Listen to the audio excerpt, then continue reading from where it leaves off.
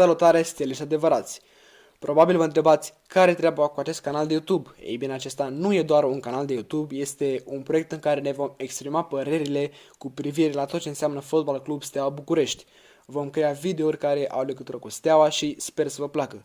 Scopul nostru este să răspândim principiul FCSB Steaua, precum și realitatea pe care nu o vedeți în presa română. Vom avea diferiți invitați pe acest canal și vom încerca pe cât posibil să informăm corect steliști adevărați. Eu sunt Berlin, iar celălalt de mine este Gogo.